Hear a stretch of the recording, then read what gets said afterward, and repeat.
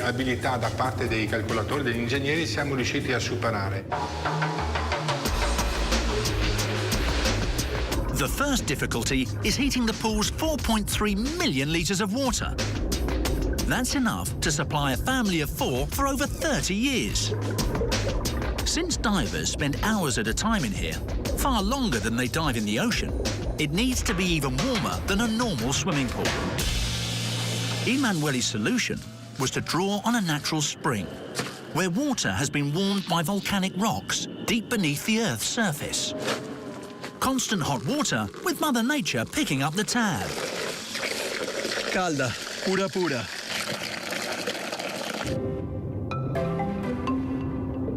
The next problem was keeping this water clean. Every swimmer sheds around 40,000 skin cells and 3 or 4 hairs every hour.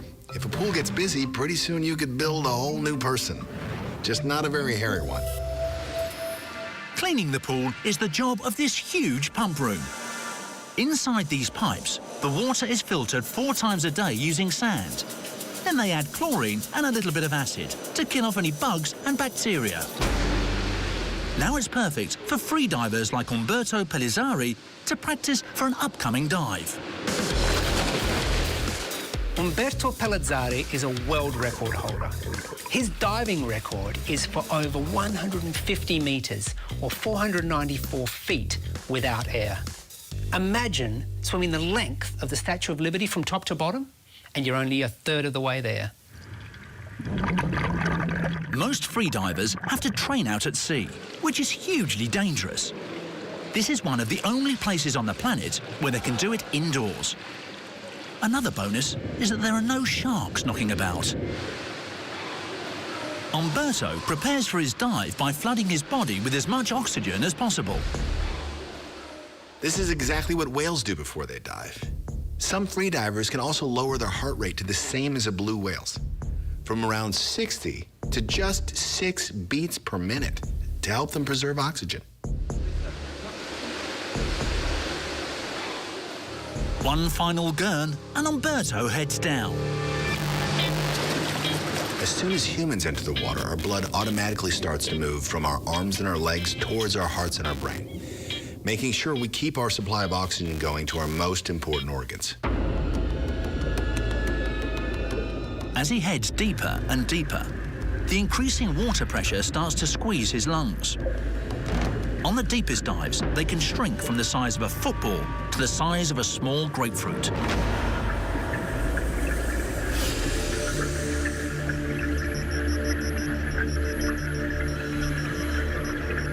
By the time Umberto touches the bottom, the levels of CO2 in his body have massively increased, and his brain screams at him to breathe in. It's his ability to fight this instinct that means he can hold his breath far longer than you or I. The record for holding your breath underwater is 22 minutes. 22 minutes. That's the length of an entire episode of How Do They Do It? Unlike scuba divers, Umberto isn't taking in air underwater, so there's little risk of bubbles of nitrogen forming in his body as he ascends, the main cause of the bends. At the surface, it's time for one more goldfish impression to purge his body of the carbon dioxide and take in oxygen, so he doesn't black out. Next stop, the ocean. The world eats over 32 million tons of ketchup every year. And whatever you like to call it, you'd need a condiment bottle the size of 98 Empire State Buildings for all that Tommy K. Over the years, it's had all sorts of names. It's been called catsup, catsip, kotsup, kotchup, corn chop, and cut puck. I prefer brown sauce. This one company sells 650 million bottles and 11 billion sachets of ketchup every year. But only 8 people know how to make it. How do they do it?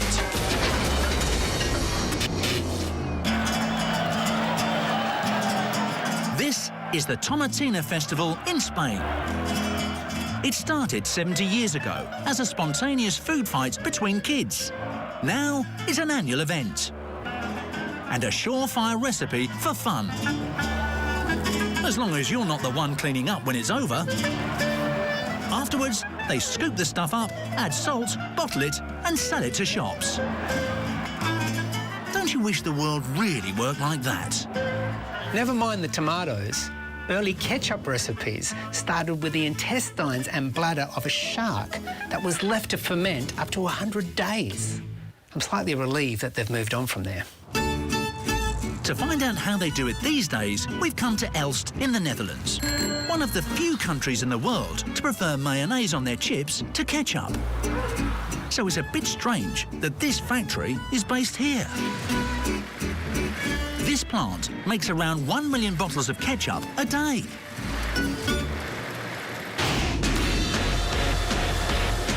And they use a lot of tomatoes, which arrive in these huge aluminium bags. Each bag contains almost 250 kilos of paste, extracted from Mediterranean tomatoes, not between the toes of the people of Tomatina.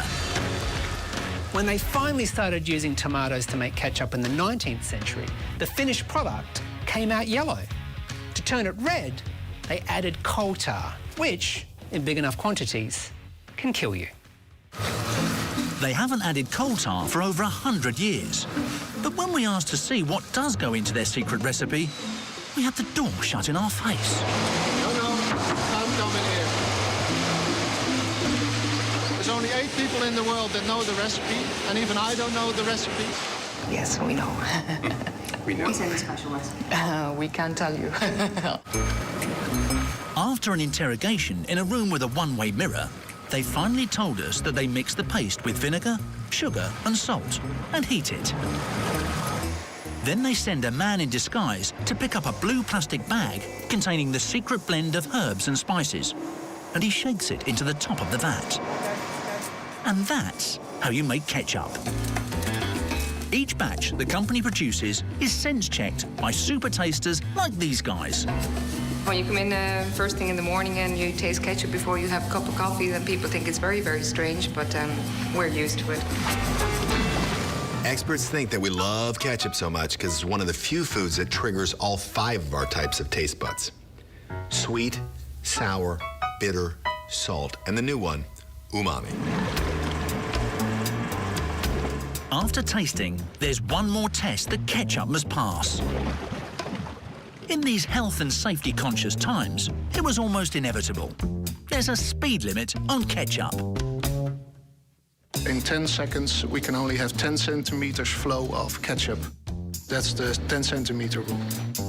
This ensures the ketchup is just the right consistency. This machine's arm is set at the normal pouring angle.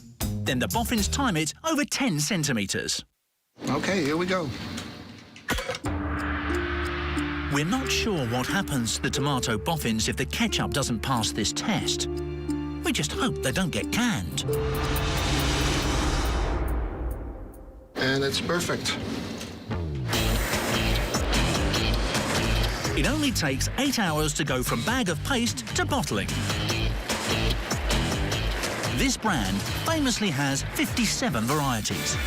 But when Henry Heinz came up with that slogan in 1896, he was already making more. He just chose 57 because he thought it was a lucky number. And with an $11 billion turnover today, he wasn't wrong.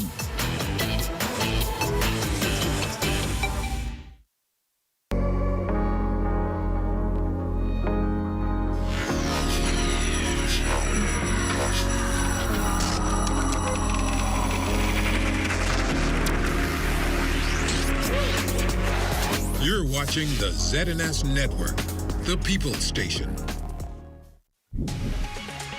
Coming up in the news, no set date yet for face-to-face instruction, according to the Minister of Education.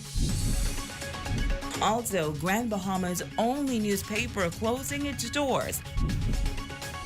And police officials warn of vicious dogs on the attack. The Bahamas Tonight, the Northern Edition, starts now. This is the Bahamas Tonight, Northern Edition.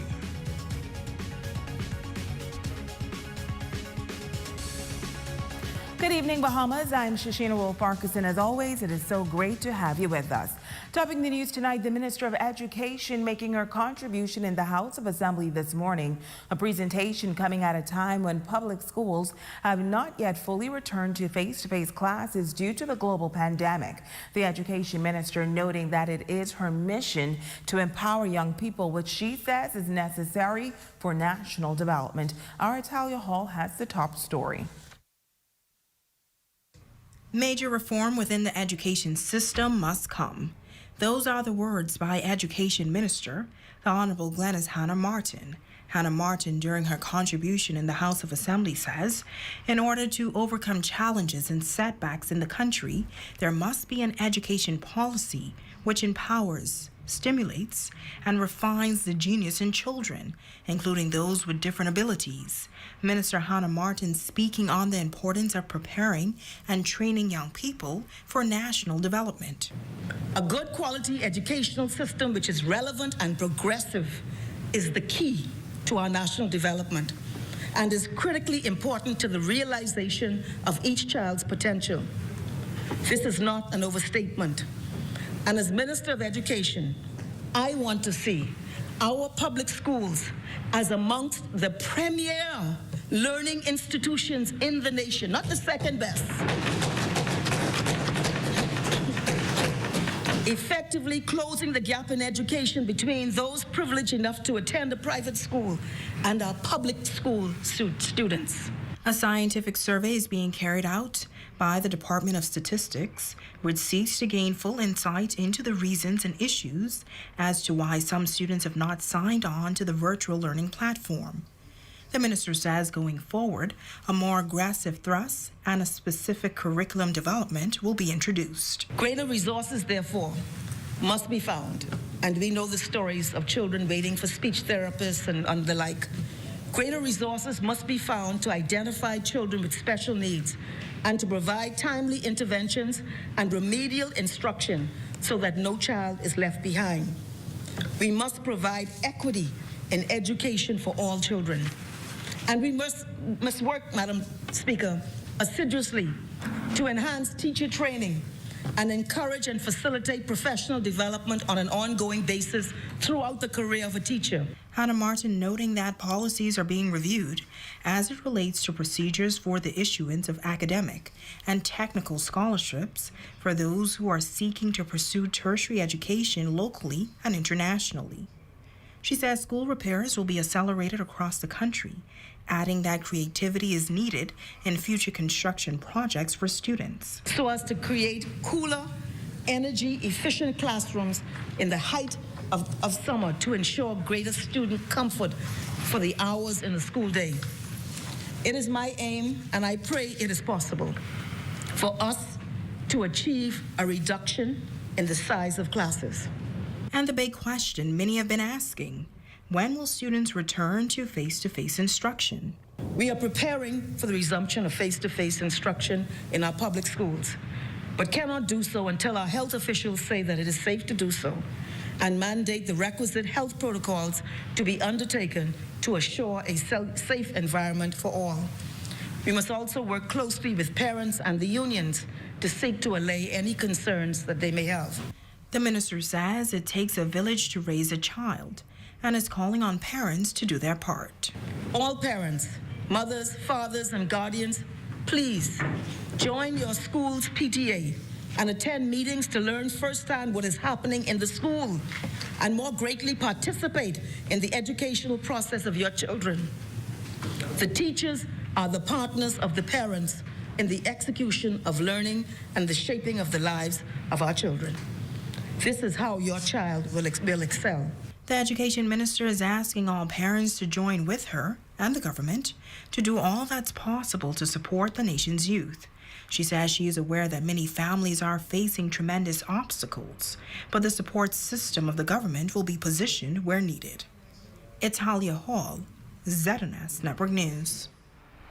Also from the House of Assembly, the Member of Parliament for Central and South Abaco sharing a very vivid picture on the state of Abaco post-Hurricane Dorian. In his first contribution to Parliament, he highlights why more must be done to restore the once booming island as he presented a number of challenges facing the people of Abaco.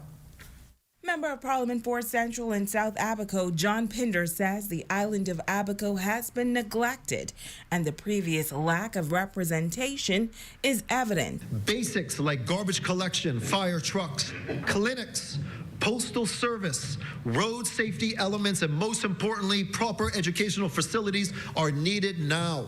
He says the cries of the people were many, but have not been addressed. The temporary housing domes were never completed properly.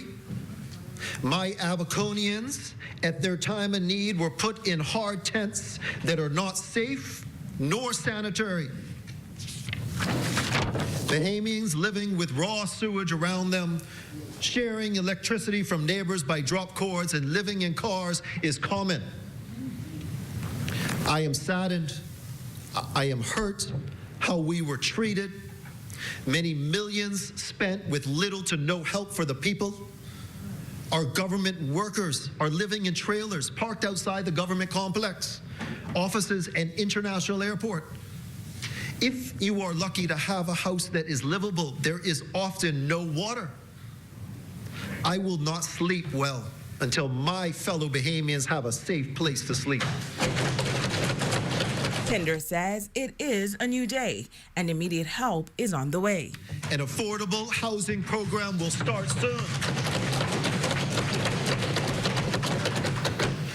There are other immediate needs I am currently addressing, such as roads patched together or dirt roads that wash away with every rain, children 2 years on virtual or no schooling, and our only airport to bring in much needed visitors, often with no running toilets, water, or backup power.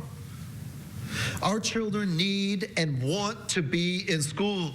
The Member of Parliament also highlighted challenges with the international airport. The only international airport in Abaco needs many aesthetic and maintenance issues attended to. First impressions are lasting impressions. Our tourism demand is high, and we must operate this facility properly to confirm to our visitors Abaco is coming back strong. And the shipping port, he calls it a disgrace. Officials work from their cars and staff have not been paid. This is a serious obstacle to our recovery. We could be so much further if an attention was paid to Abaco's needs.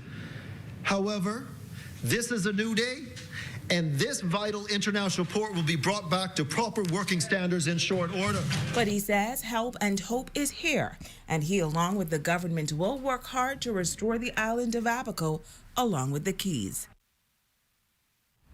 Well, Grand Bahama's only newspaper has closed its doors. The News Daily, that has been around since the early 60s, has been struggling as of late and discontinued publication at the end of October. Tonight, Megan Shepard talks with the general manager, who says economic challenges along with changing trends in media have made it difficult to survive. It has been a staple and essential part of the Grand Bahama community for 61 years. And now, due to several compounding factors, the Freeport News has closed its doors. The Grand Bahama-based newspaper has been a source of information for decades, and General Manager Fred Stirrup shared how this publication came about back in 1960. Jack Cabot told me that back in the late 50s, a group of investors, as they start coming into Freeport, would get together in the evenings, and they would talk about local business, international business, social items of that nature. So somebody came up with the idea, let's start a newsletter. And so that was the origin of the Freeport News. They had published a newsletter which consisted of all the information, the social items that was discussed among those, and of course some of the business aspects and international news of the day. The paper then grew to a well-respected and vital publication on Grand Bahama, capturing the history of the island. Stirrup says that while the paper was a blessing to many, the changing climate of media proved to be a challenge. Many families were supported because one or two persons from that particular family worked at the Freeport News. And like I said, it became an institution, and one of the sad things about the print media, and this has been happening for the last 30 years or so, with the advent of internet and the technology, the advanced technology, and now social media, news is instantaneous. So when you have a 24-hour shift, you can see the disadvantage. Referring to the island as having a depressed economy, Stirrup says that it has not been going well for the paper for some years now. In our case, with Hurricane Dorian, which totally obliterated our printing press, and the entire organization was under 4.5 feet of water for 2 full days. So that knocked that out. Then we had to print in New Providence at the Nassau Guardian. And of course, when during the COVID-19 emergency orders, the flights were stopped on 2 occasions, that further derailed our process. And we downsized several times. But I mean, it's a tremendous compliment to our owners, Manny Alexu and Andy Ferguson, that despite the downtrend and the lack of revenue flowing in from the normal advertising elements, they kept the organization going until last Thursday. The veteran media personality and journalist says that he believes there is still a market for a print element on the island. However, there must be a shift in production and content. We won't depend totally on news that is instantaneous, because by the time you print out the paper the next morning, you know, that stuff has been online in so many other forums, and people are no longer willing to read that. And then unless you're really able to update this particular situation, a particular incident to a great degree, which is highly improbable, you know, it's news that is not going to help the market. So I would think that going forward, a print element would have to be smaller and would have to be tighter in terms of the process, the product, and you'd have to be operating out of the box. Features, op-eds, opinions, editorials, things of that nature that nobody else would have. Now, since 2019, the Freeport News located to the R&D Plaza and had to downsize its staff complement from 26 to 5 employees. The organization officially closed on Thursday, October 28th. Megan Shepard, ZNS Network News. Thanks, Megan. Now to news from police. Police officials say it is becoming more of a concern in recent time. The vicious attack of wandering dogs throughout communities on Grand Bahama. Press Liaison Officer ASP Stephen Roll says that they are making an urgent appeal to dog owners to ensure that their pets are properly secured. The police have investigated a number of recent matters involving ferocious dogs being at large that have attacked persons in the community. I just want to advise the public, once those ferocious dogs, for example pit bull dogs, who are running wild or without any leash or unsecure location, to do their best to try to secure those dogs. Because it is an offense to allow those ferocious dogs to be at large. And furthermore, these dogs are attacking not just animals, but now they're attacking persons, causing serious injuries to them. A number of serious injuries have been linked to these dog attacks and adds that they are working with animal control to address the situation in a more aggressive way. Please secure those dogs, either in the fencing yard, or if you cannot secure those dogs, contact the relevant persons to come and collect those dogs so they can put those dogs in a safe environment. When it comes to putting the dogs to sleep, the police has the authority to do certain things when it comes to those matters, because you're looking at the Animal Control Act now, and Animal Control, they are there to assist, and we are working together to make these matters being dealt with in an expeditious manner. Well, meantime, police officials also concerned about the high rate of speed in the area of the Warren J. Lavardi Highway late at night. I want to urge members of the public who normally use that road or anywhere in the Grand Bahama per se, who find themselves speeding and if caught, it carries a fine of $100. I also want to urge those persons in that area that the police are aware that they will be on that street with more patrols, and if you're found in breach, you will be dealt with. An ASP role says that while many persons traverse the area and they could be to blame, they are also of the view that those working in the industrial area at this time may also be culpable. For the most part, during an hour at night, it is safe to assume that it is most from the industrial community, and most of the time it's some of the residents moving back and forth from either Freeport or the western end of Grand Bahama back and forth. So it's a mixture of persons who's traveling in excess of the speed limit. Lots of motoring public themselves who's being forced off the street due to the excessive speed of other motorists coming head on to them or high beams. So just want to urge them to just drive more due to attention. Stay with us. We'll be back right after this. Come on down now.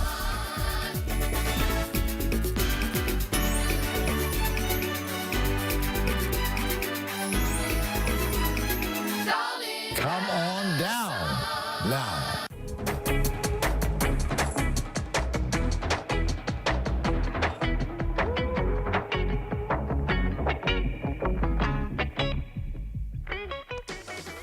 Becoming a BTC postpaid customer is fast and easy. And what's more, by signing up, the deals are instant. Tell us about some of the deals available for postpaid customers. Well, we always have amazing deals available for our postpaid customers. We have up to 75% off any device that we carry, and you can also get up to $300 off of a phone if you're an existing customer. A new customer, you can get a free phone. And that's some of the amazing deals that we have at any of our major stores. Let's talk again about switching over from prepaid to postpaid. Okay, when you switch over from prepaid to postpaid with any carrier, you can keep your same number and you can come into a BTC store and your service will not be interrupted at all. Your friends and family won't even know that you made the switch. And for new customers, what is the process like for them to become postpaid customers? For a new customer, you just walk into the store, have a government-issued IDs, passport, driver's license, stuff like that. And once you do that, it'll be that simple. You could just visit one of our reps and they'll help you. And tell us about some of the postpaid packages. We have packages to suit any lifestyle and any budget. And whether you're homeschool, whether you have working from home, whatever it is, we have something here that will suit your budget. So what are you waiting for? Visit any of our BTC locations and sign up and become a postpaid customer. It's fast, it's easy, and it's rewarding. These are still the moments that move us. I'm Corbell Pyfrom. Be well, and be back here next BTC Connection.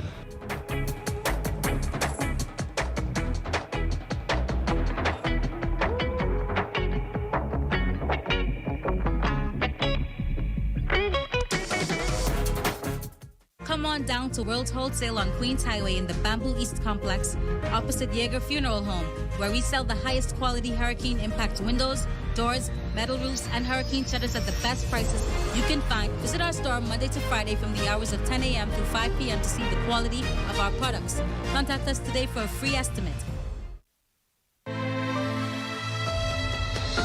Happy 31st anniversary to ZNS Northern Edition. Keep up the good work.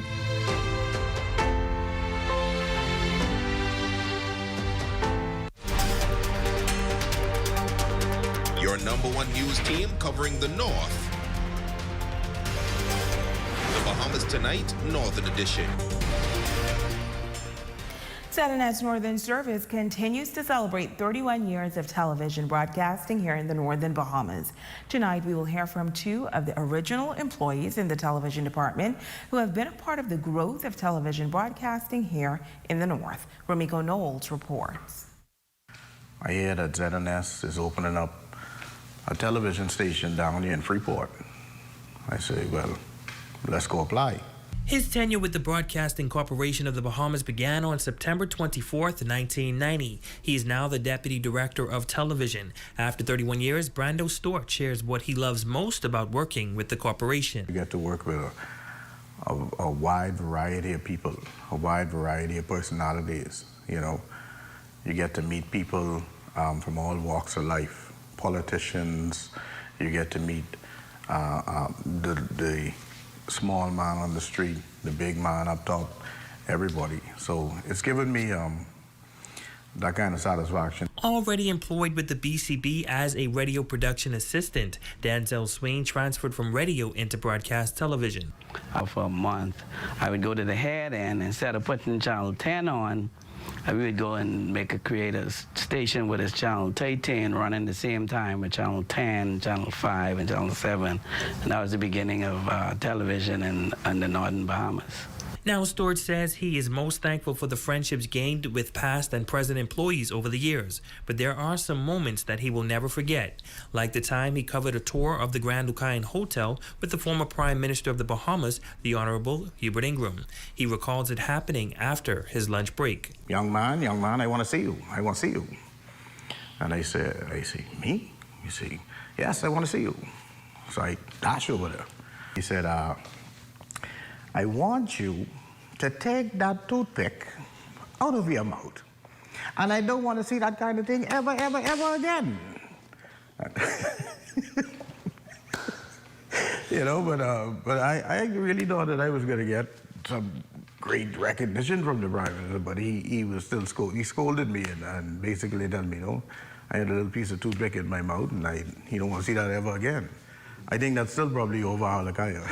As for ZNS Broadcast Television first employee Denzel Swain says from a technological view, he is proud to see how much the Northern Service has grown. We're where we ought to be with technology, but we took long. We went, through the VHS tape. We went through the SLP tapes. We gone into beta tapes, then we went into mini adapters tape, and then we transformed ourselves into cards, and that's where we are now with digital. So as we did move, it moved gradually, but everything that we had up to today, we were still analog to digital. So now that we are finding ourselves realizing that most of the work we did about 20 years ago is still analog and not in the digital mode, but that's something I'm proud I could be a part of. And as ZNS Northern Service celebrates 31 years of service, they say they want the standard of excellence to continue for generations to come. Broadcasting is all about show and tell, and now let's grab our energy and preserve what people have given us vision, people have given us insight, and we have to multiply ourselves to a better nation through broadcasting. The technology allows us to do a lot of things,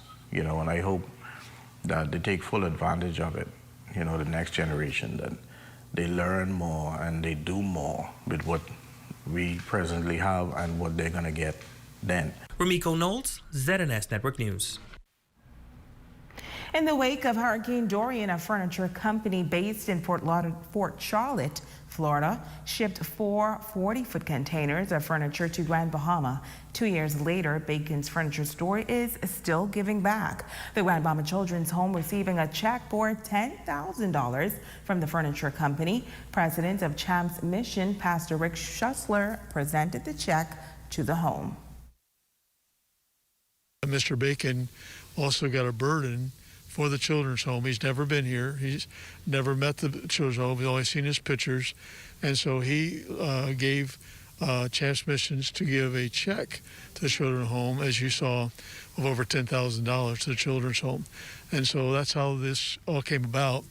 And he wanted to be here, but his health is not that he could make it today. But he also had a desire to continue helping him in different ways here at the children's home. Executive Director of the Grand Bahama Children's Home, June Hutchison, says that she's grateful for the donation. It's just so amazing that people that have never been here have heard about us and are polite with the children and want to do something to help. And we definitely appreciate all that they do. Again, he has given before, but wanted to give back even now that the children are back from Nassau after Dorian, and anything that we can use the funds for is what he's asking for. More than likely, we'll use it. We have some children that will be attending private school because there's a need for that with some of them, so I'm sure some of that money will go to helping them to have a better opportunity educationally to boost them, along with some other ventures that we have going on. And now it is time for sports with RJ Philippe.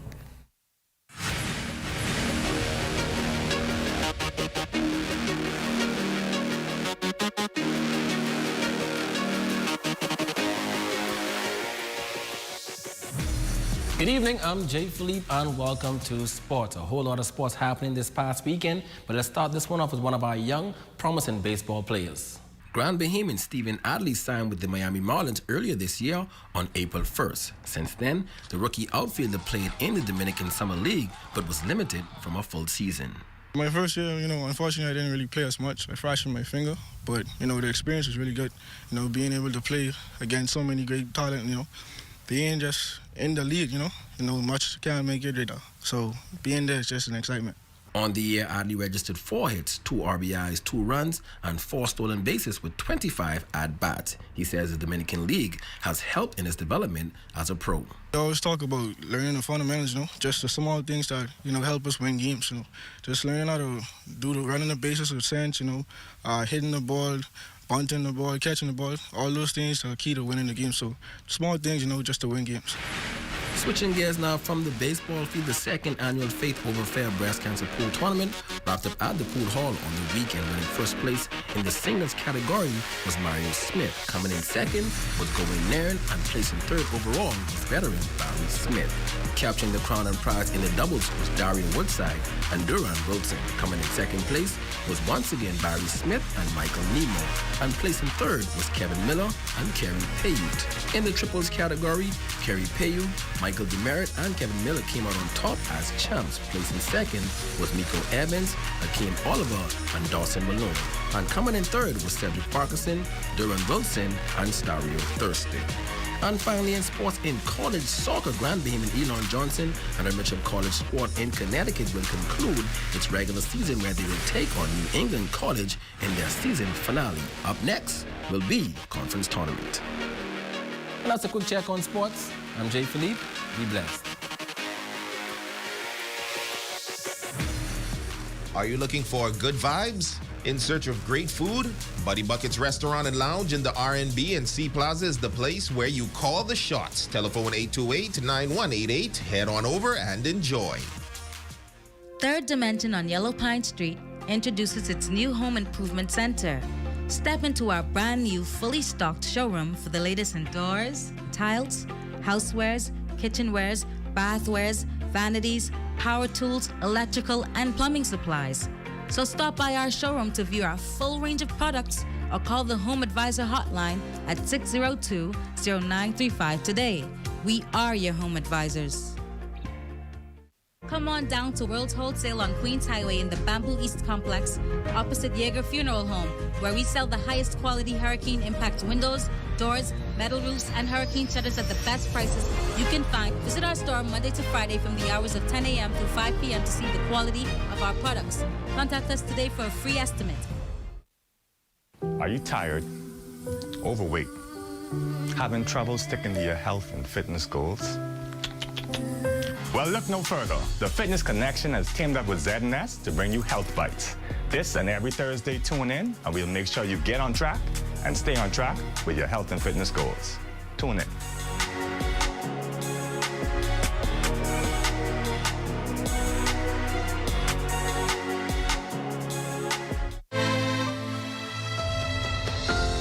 Happy anniversary, Z&S.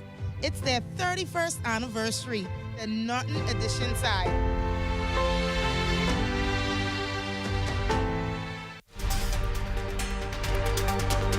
Your #1 news team covering the North. The Bahamas Tonight, Northern Edition. Tony Clement, you are our Facebook friend of the day. We appreciate your support. And this one goes out to my amazing mom, Carol Roll, celebrating her 30th birthday today. Love you, and I know that you will enjoy. And that's going to do it for us here in the North. On behalf of our entire Z&S News team, I'm Shoshana Wolf-Arkeson. The Bahamas Tonight continues.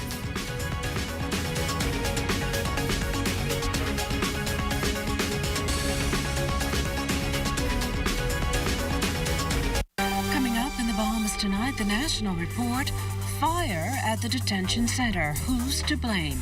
An operational review of the straw market underway, another tranche of COVID vaccines secured, and the latest on the economic front. The Bahamas Tonight, the National Report starts now. This portion of the news is brought to you by BTC Super Fast Internet for Less. Best rate, no debate. Sign up today. Good evening, everyone. I'm Akush Lapinder, and welcome to the Bahamas Tonight, the National Report. Amid economic and social challenges, the Education Minister is determined to reform the education system, one that will reflect a progression towards national development. With the story, we turn to our Carla Palmer. As Minister of Education, I want to see our public schools as amongst the premier learning institutions in the nation, not the second best. Her overall agenda is clear, but Minister of Education, the Honorable Glenys Hanna Martin, is cognizant of the task ahead, yet committed to the need for changes. Public education system is oftentimes the object of the dismay and anxiety of the Bahamian people. Let's get real about it. Especially so when we learn of the worrying graduation rate, the grade averages for national examinations, and there are many reports, surveys, and public commentaries that speak to a skills deficit in our country and which tie in to lost opportunity for our young people.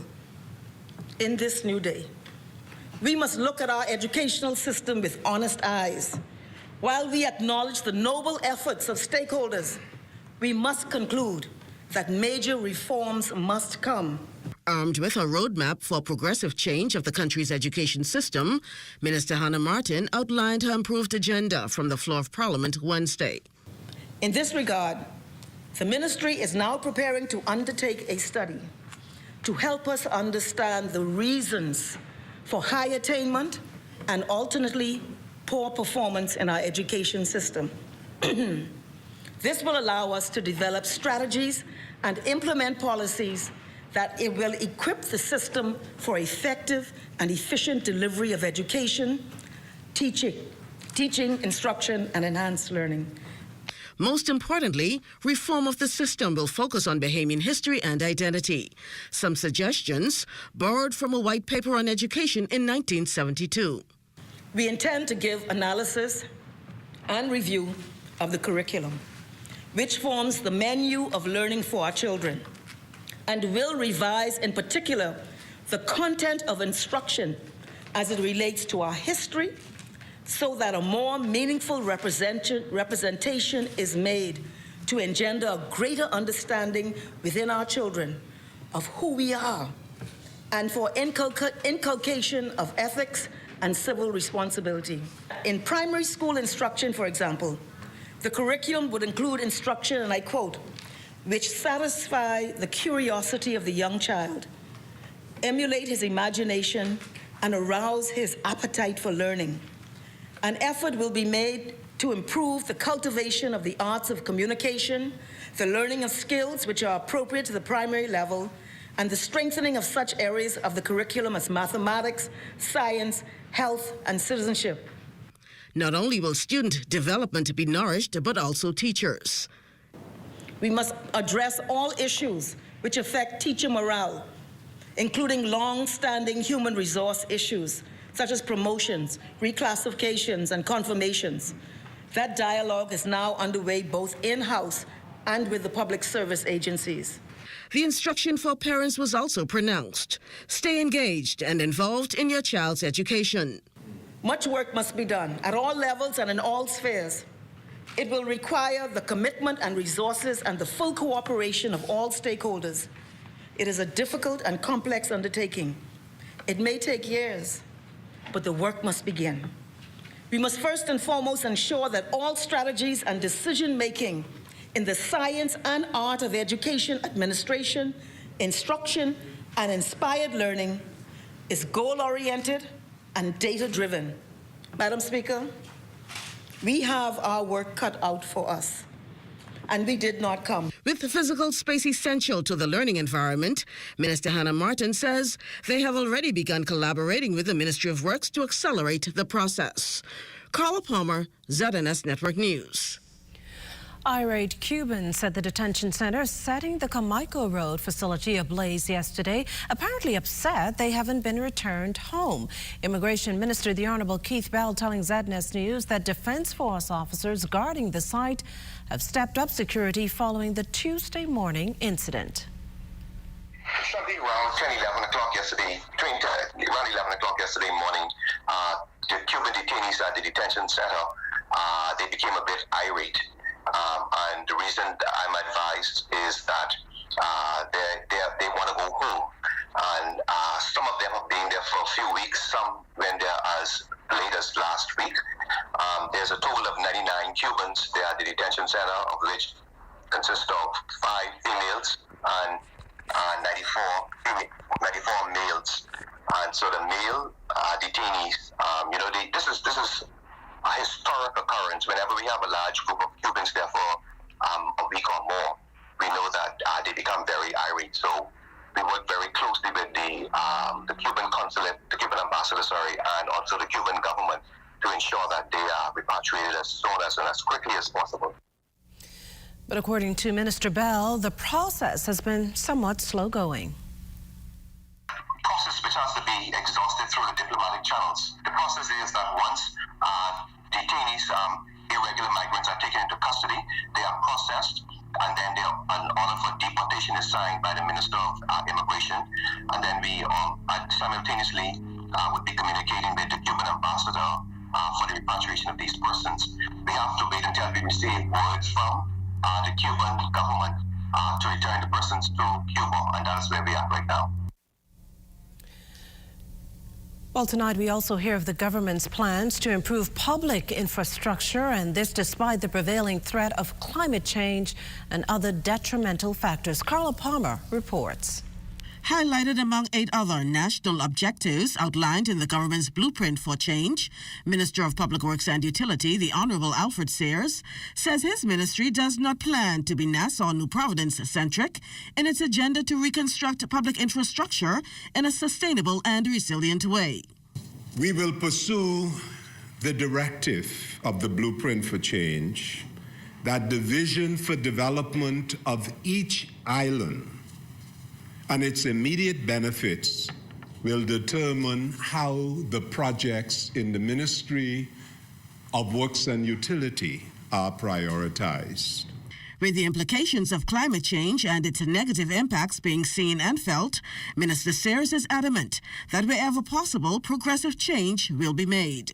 My ministry has been charged with the responsibility for the construction, maintenance, and upkeep of public infrastructure, including buildings, roads, docks, bridges, and cemeteries. The Ministry of Works and Utilities constitute the largest architectural, engineering, quantity surveying, building inspector, project management, building maintenance group in the Commonwealth of the Bahamas. Another area of high priority, the Thomas A. Robinson National Stadium.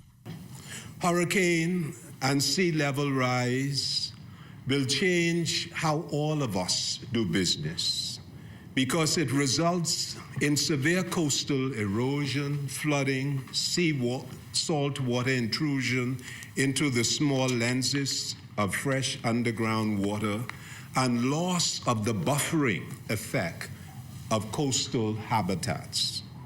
The public infrastructure, such as roads, docks, schools, hospitals, airports, and habitats, are concentrated throughout our country in coastal areas and are therefore vulnerable to damage and loss. Similarly, the Andre Rogers National Stadium will be attended too, because it will enable the Bahamas to diversify its tourism product through sports in paradise. And this particular facility is in urgent need of repair.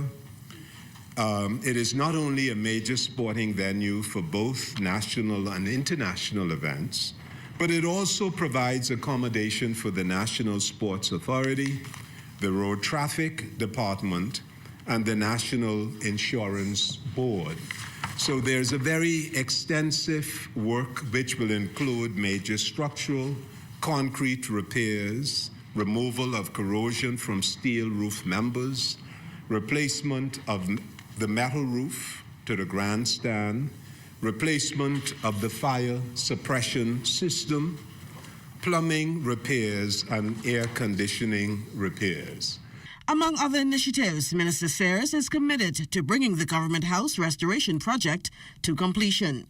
Over $25 million of Bahamian tax money is already invested on the ground, and an extraordinary interdisciplinary group of architects, engineers, quantity surveyors, and contractors are engaged in that work, which has been on go slow for the past number of years, but we are committed to advance sports in paradise and the diversification of the Bahamian tourism product to advance this project to completion.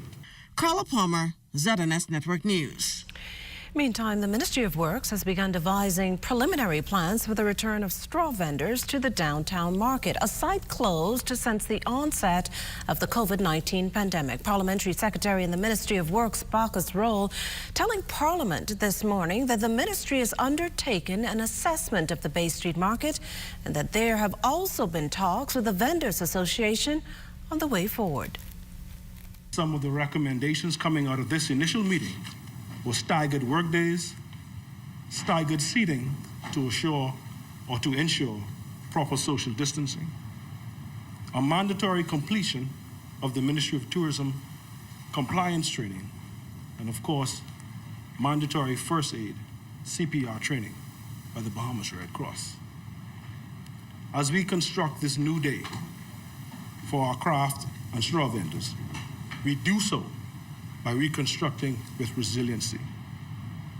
Our refocus will be to deliver a product that promotes a national identity and true Bahamian culture.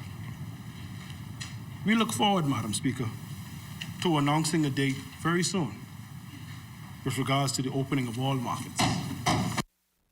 Meantime, Mr. Roll says a review of the market's operations is also underway. The authority has engaged the services of Mr. Mark Munnings from Deloitte & Touche to conduct an operational review of the straw market for the period July 1st, 2015 to June 30th, 2021.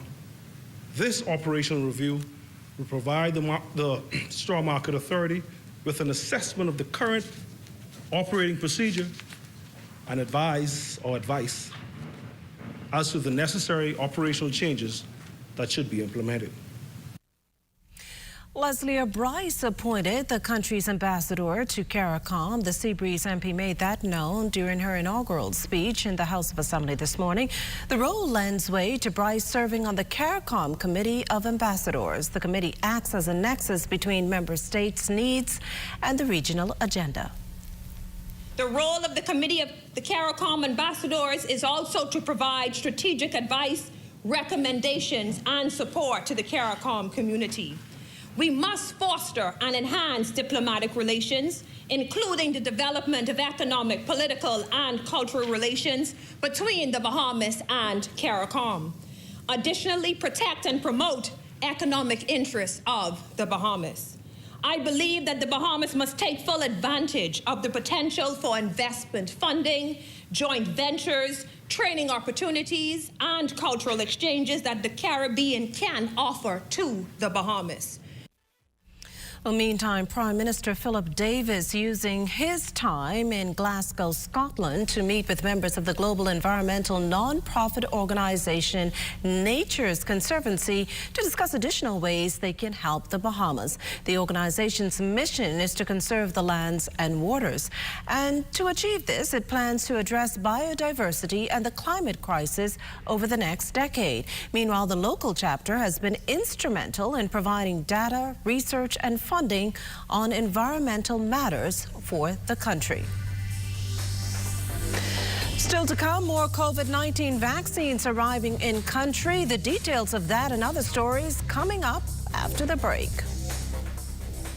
Tune in to the morning edition with LaDawn Davis and Charles Fisher at 7 o'clock weekday mornings. We also have news updates at every hour starting at 2 p.m. You can then watch the Bahamas Tonight, the Northern Edition, at 6:30 and the National Report live at 7 p.m. All right here on the ZNS Network. This portion of the news was brought to you by Sun Oil Limited Shell, fueling journeys that matter. Has changed over the past 60 years. But at Commonwealth Bank, our mission to build lifelong relationships with our clients remains the same.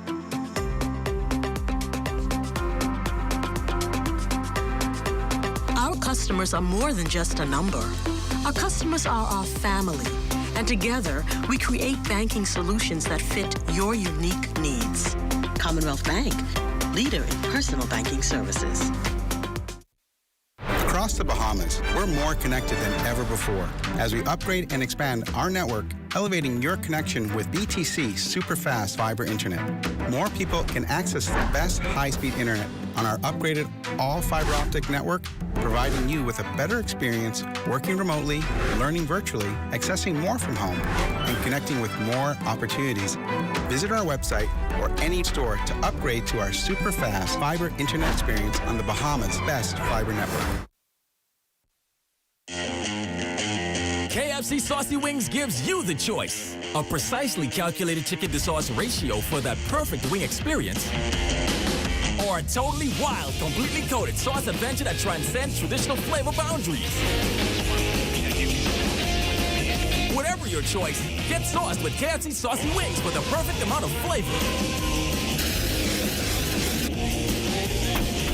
Saucy Wings at KFC Nassau. So good. Health is the greatest gift.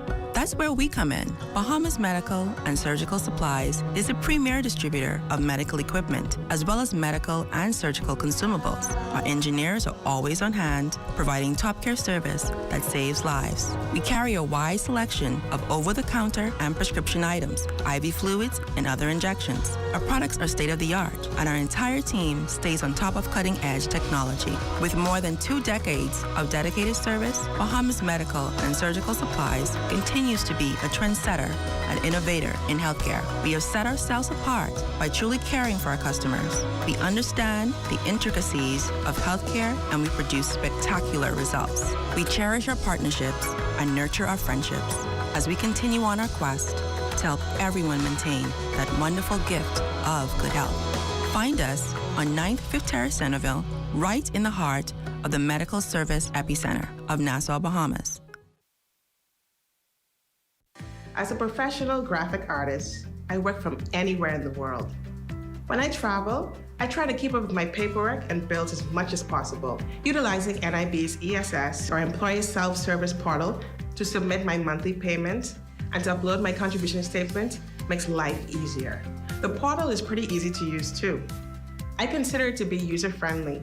It asks all the necessary questions to guide me through uploading my contribution statement, and I like that it calculates my payments. The NIB representative who showed me how to use the portal, she was patient, friendly, and knowledgeable.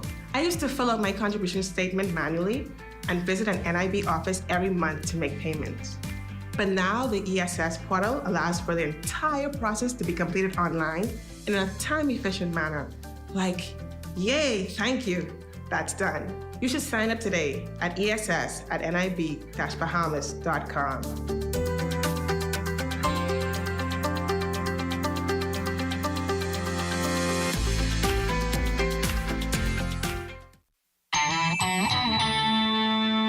This portion of the news was brought to you by McDonald's. McDonald's, I'm loving it. COVID-19 picking up 39 new infections here in the Bahamas, 33 of those on New Providence, another 4 on Eleuthera, and 2 on Grand Bahama, making up the group 20 males and 19 females. These latest numbers taking the countrywide count to 22,429. A look at hospitalization puts the country at 73, 9 of the patients on the intensive care unit. Meantime, 425 tests were completed on Tuesday. 11 of them repeats. Another 1 returned an inconclusive result. Well, yet another donation from the United States government bolstering the national vaccination program. And this as more centers are set to open here in New Providence as COVID-19 vaccine supplies increase. Here's Antoine Smith. We did have some challenges, and now with this amount of vaccine, there should be no setbacks in terms of our facilities being able to offer the first and second dose of the Pfizer vaccine. The country's dwindling COVID-19 vaccine supply once again replenished, with 134,550 doses of the Pfizer vaccines arriving in country early Wednesday. It's yet another installment in a series of donations from the U.S. government set on boosting equity and thereby lowering vaccine hesitancy in the region. And so they were shipped from Pfizer to the Bahamas. They're being stored in special coolers here. You can see them behind me. So I'm saying this to put your fears at ease. These vaccines are being handled very professionally, and they will be administered professionally. So this is just my last call to please.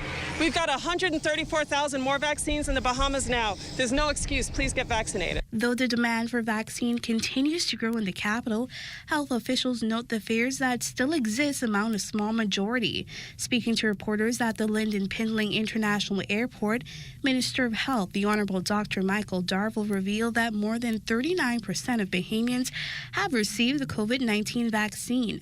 That's 1% under the Pan American Health Organization's 2021 regional goal and more than 5% shy of the target set by health experts in country. We want before the end of the year to get in excess about 45 to 50%. We're going to work hard to achieve that goal. And we are definitely going to ramp up our public education so that every Bahamian in the Commonwealth of the Bahamas will know the importance of being vaccinated.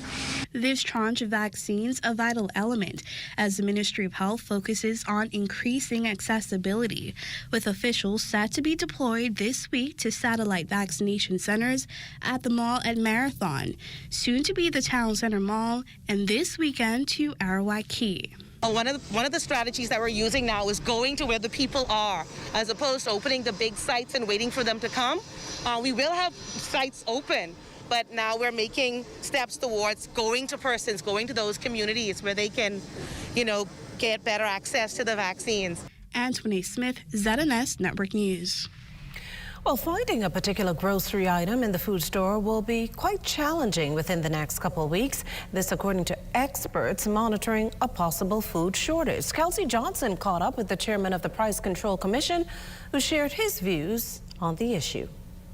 The availability of food is now a hot topic for merchants and consumers who are now feeling the pinch worldwide. Chairman of the Bahamas Price Control Commission, Danny Sumner, says Bahamians shouldn't press the panic button as yet, but he wants them to keep a close eye on what is happening around the world.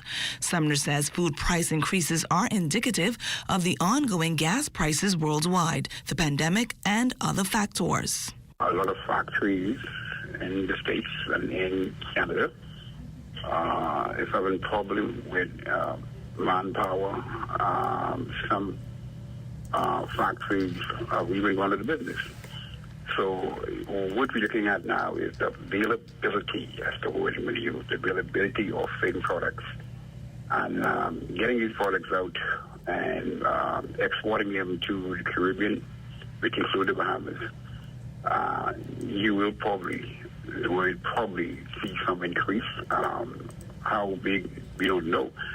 But the system would be here right now. I think the government must be commended in across the board with the VAT.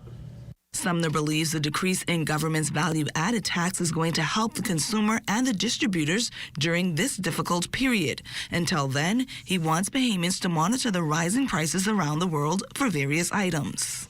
What we have to look at within the next couple of months, hoping that the gas price doesn't go up any more than it is. Because if the gas price go up, then everything that is in this country is imported. So if it's imported, that means it takes fuel to bring it here, either by boat or by plane. So we have to monitor the gas price. Gas price has gone up almost 200% within the last 2 years, which is not good. Food prices, we saw some increase in food prices coming out to the local retailers in New Providence. Consequently, those prices will go even higher in the Family Island because the fuel for middle boat going to the Family Island, that has gone up. Sumner says there are a number of things that must be added to the equation when it comes to price increases. I think the government is doing all it could in the best interest of the consumers, so I must applaud the government for that. And I am hoping that the merchants do not, and I emphasize, do not take advantage of their consumers. We want fair pricing in these food stores, fair pricing. And so I am implying to all stakeholders in these stores to be mindful to the fact that there is a pandemic still going on and inflation is still a little high, so be mindful of those things.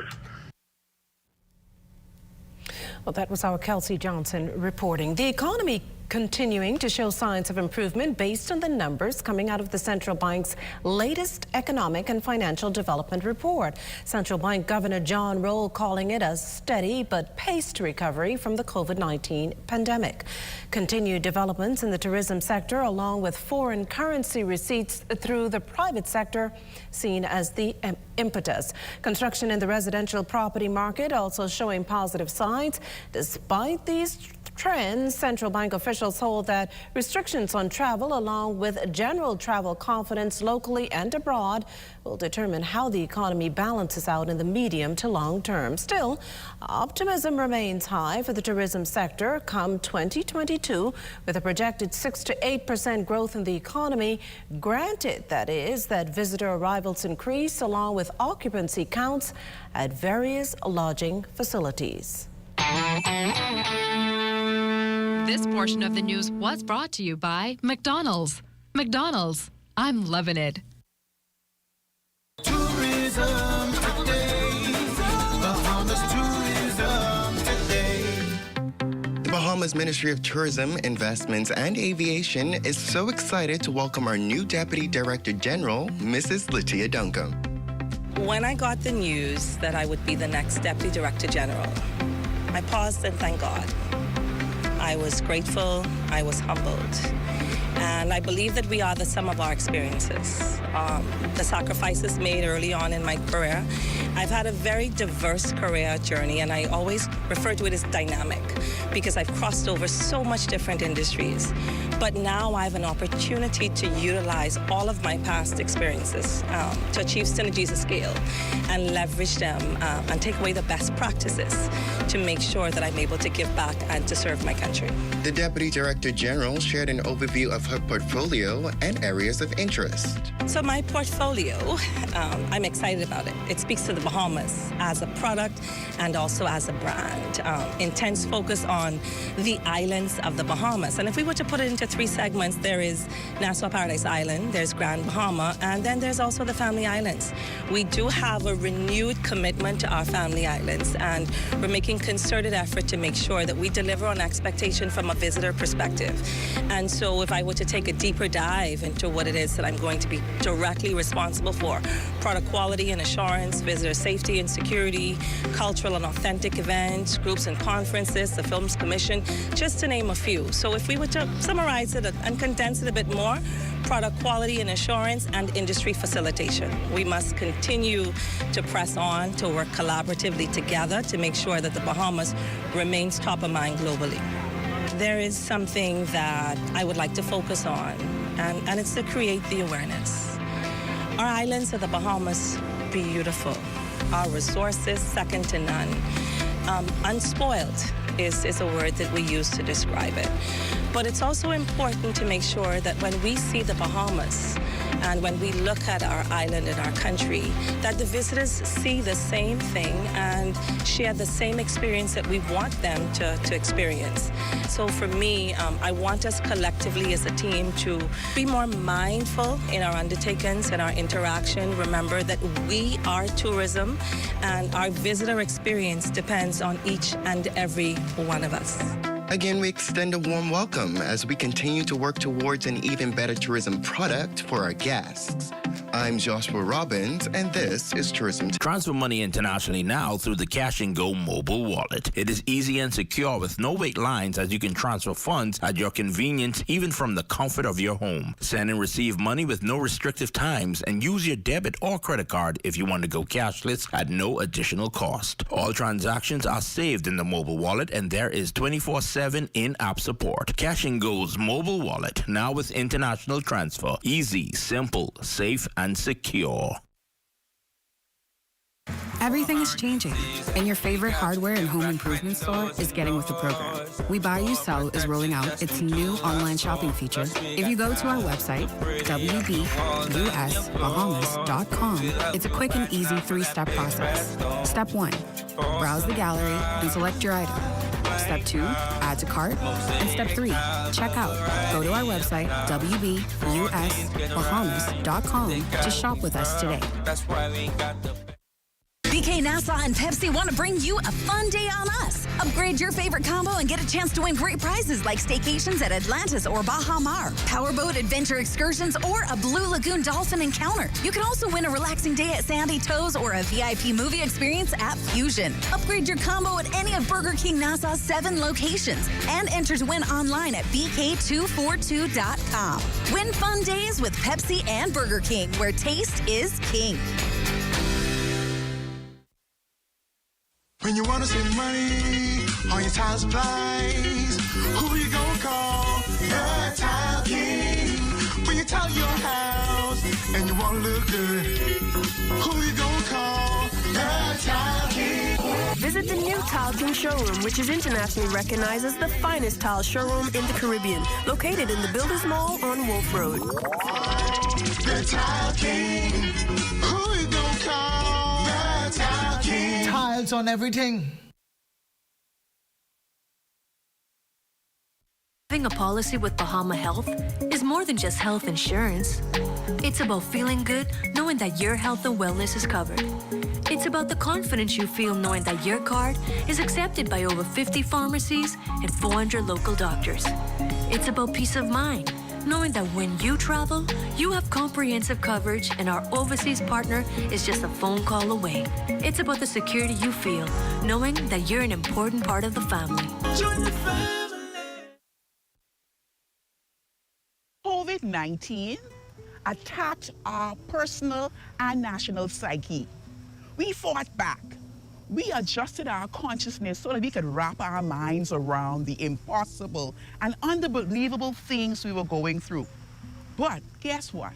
Nobody escaped. That means there was nobody who was too pretty, too cute, too important, too holy, or too rich to escape the mental trauma and battering of COVID-19. We can allow COVID-19 to destroy us or defeat us, or we can make a decision right now to act in a manner that supports wellness for ourselves and for the nation. So let's act to restore and sustain our personal sense of well-being and our national mental health status. We're all involved. It's that important.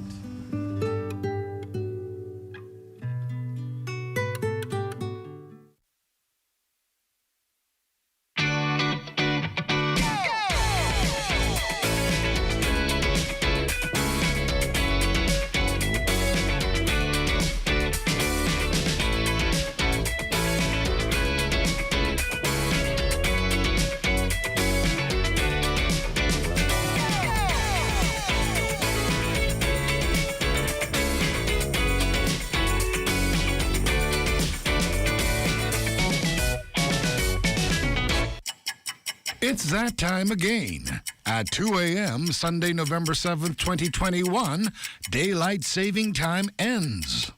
That means you must turn your clocks back 1 hour.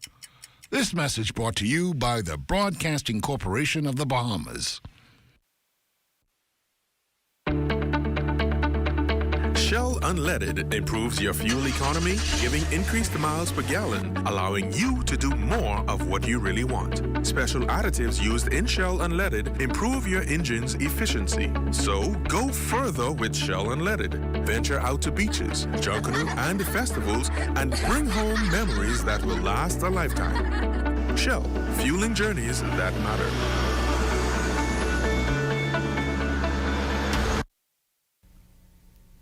A resident of the Elizabeth Estates Children's Home is missing, and according to the flyer police have issued, that's been the case now since Monday. 16-year-old Rodica Toussaint has what's described as medium brown skin. Her height is unknown, her build medium. Meantime, relatives of 31-year-old Yulette Pino and 29-year-old Viviana Marin are just as worried. The two Colombian women were last heard from on October 22nd. Both Pino and Marin have light complexion. However, their height and build are unknown. Information on either 502-9968, 502-9971, or download the P3 Tips app. National Volunteer Month launched today with a call to action service at Evangelistic Temple, Collins Avenue. Founder and patron of Volunteer Bahamas, Governor General the Most Honorable Sir Cornelius H. Smith, reminded participants the act of volunteering continues to be a rewarding act of commitment to country. Volunteerism has no borders, and therefore it brings together all persons from all walks of life to unite and to build a better Bahamas. As long as I can remember, it has also been a dream of mine to harness the strength, the energy, and the compassion of Bahamian citizens and residents, all so willing to give without the expectation of anything in return.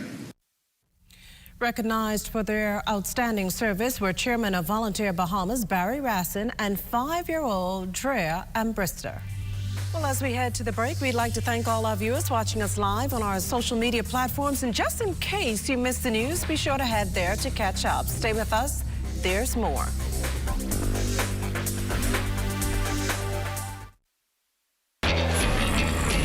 Imagine what it would be like if there wasn't a referee. That's why we have a referee, to make sure that we all play fair. As an independent regulator, IRCA has been working with consumers and service providers since 2009 to ensure that the regulated sectors are well managed and that everyone's interests are fairly represented. That way, we all get to play on an even playing field. IRCA, improving lives through effective utilities regulation.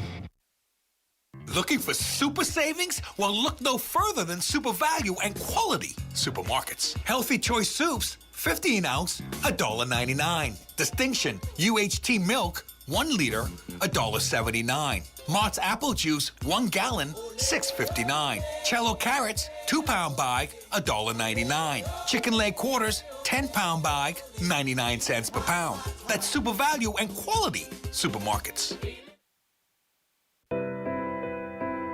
The past is what drives us, but it is no more. In it, we learn valuable lessons about where we came from. The future is what we aspire to, but it is yet to be written. Thinking about it allows us to plan for a better tomorrow. The present is the only thing we possess right now. It is the moment when we rise to the occasion, so that we stand in the beauty and wonder of who we are. Where our strength really matters, because our resilience speaks for itself. We plan for where we are today, a strong company, a powerful network, built by the people, for the people, because we believed in best, because we lived for the moments, and we delivered. You know what we were, and now you get to see who we are. We are alive.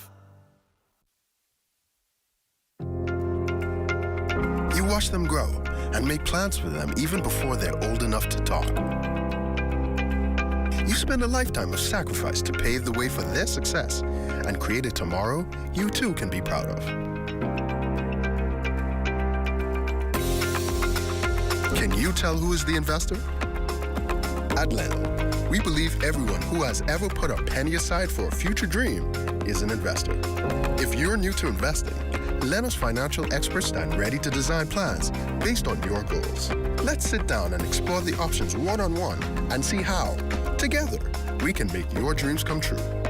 Whether considering traditional investments like a new home, car, your own business, security in retirement, or your child's college fund, we take the confusion out of the process and make an investor out of you. Call 396-3225 for an appointment. Leno, your bridge to the future.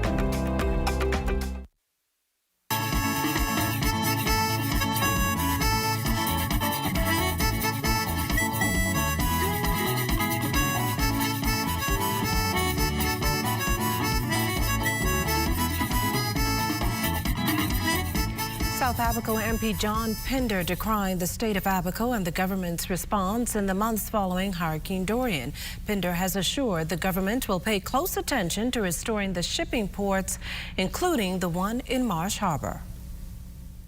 The main shipping port in Abaco, located in Marsh Harbor, is a disgrace. They are operating with no facility, no security, or tools needed.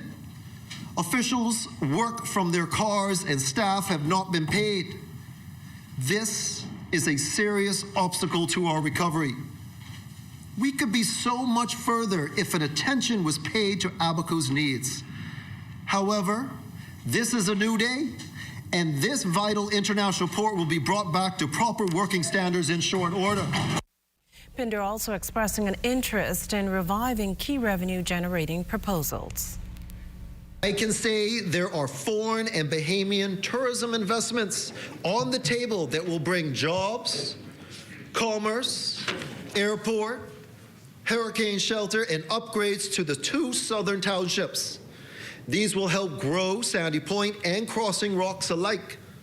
Sandy Point and Crossing Rocks have so much to offer, and its residents are ready to help grow both townships into a thriving area of the Bahamas.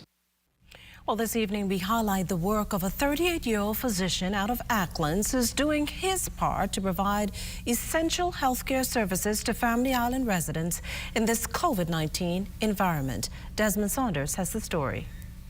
Being out here in the Southern Islands, you find that the people are very grateful when you provide a service to them. And my passion has always been to help others. It's a challenging feat, but young physician Dr. Ronaldo Neil Scavella says patient care is what keeps him on the front line. Been from mass casualties to COVID cases to sometimes I've had deaths where people literally died in my hand, all right? But, you know, we do our endeavor best, and I have a good team, so therefore we try to produce for the Ministry of Health. Scavella is a district medical officer for Acklands, Crooked Island, and Long Key, where he leads a vibrant team of medical professionals.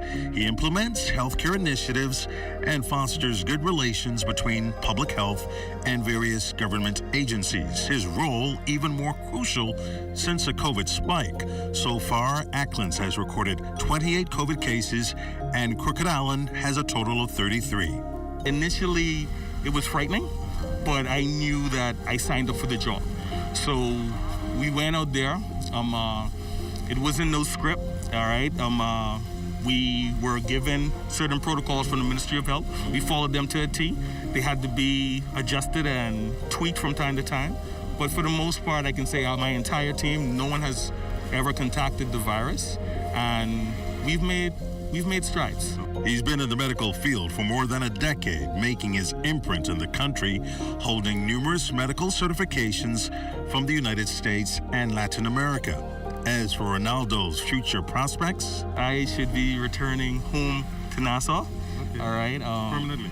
Permanently, sir. This has been a great stepping stone, and when I go back home, I will proceed to go in private practice, and I'm pretty certain I'll get the support from the people here from an NHI standpoint, and then go from strength to strength. Young Dr. Ronaldo Neil Scavella, defying the odds, making his mark in healthcare in the Southern Bahamas. Well, once again, that was our Desmond Saunders reporting there. It's time now for a check on Family Island weather with Chief Meteorologist Basil Dean. Good evening, Basil. Good evening, Makishla. Outside of our studios, we're under mostly sunny skies. Temperature 81 degrees, relative humidity 61%. The winds out of the east-southeast at 8 miles per hour. The barometric pressure 1,016.7 millibars, 30.01 inches, and the pressure is steady. Temperatures around the outlets this evening, they are brought to you by Family Guardian Insurance Company. We protect you. 79 degrees in Freeport, Grand Bahama, Grand Turtle Key, and Marsh Harbor, Abaco. The Berry Islands at 81, 80 degrees in Alistown, Bimini, 81 in Harbor Island and Roxanne, Eleuthera. Fresh Creek, Central Andros has a temperature of 81 degrees. Alistown, Cat Island, 80, San Salvador and Rumkey at 80 degrees. Georgetown, Exuma, 82. 82s also in Rygat Island, Clarence Town, Long Island, Crooked Island, Betsy Bay, and Ackles. Matthew, 84, and the Turks and Caicos Islands at 83 degrees. And your boating forecast tonight is brought to you by Builders Mall, home of FYP, the Tile King, and the Paint Setter. For all areas tonight through Thursday, the winds are going to be easterly at 10 to 15 knots. Your wave heights 2 to 4 feet. High tide 7:17 this evening. You can expect another high tide at 7:46 tomorrow morning. And then on Friday in the northwest and central islands, the winds become northeast to east, 10 to 15 knots, and the wave heights unchanged at 2 to 4 feet. High tide on Friday, 8:35 in the morning, with the low tide at 3:02 in the afternoon. Now for the southeast Bahamas on Friday, the winds swing out of the southeast, increasing in speeds 12 to 18 knots, wave heights building 3 to 6 feet. And when that happens, caution flags will go up for boaters in the southeast Bahamas on Friday. And that's going to do it for your boating forecast. It's time now for your international temperatures, and they are brought to you by Royal Star Assurance. Bonefish season, and they on the run. I gotta find Bonefish Foley to catch me some. See, when it comes to bonefish, and he's number one. He's Bonefish Foley. He's so meek and lowly. Bonefish Foley. He's the one and only.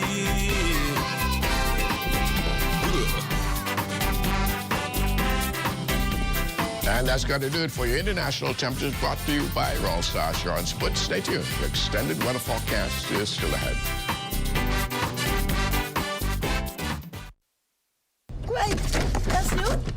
Girl, don't be calling my name in public like that. What you saying? Hey, radio. Why are you? I come to get my car license. Yeah, but you don't have the bill, yeah? No. No, you could just go to My Gateway. My Gateway is a fast, easy, and secure way to access and pay all government services online. So what you do? I went to mygateway.gov.bs, registered with a government-issued ID, and bam, I was done.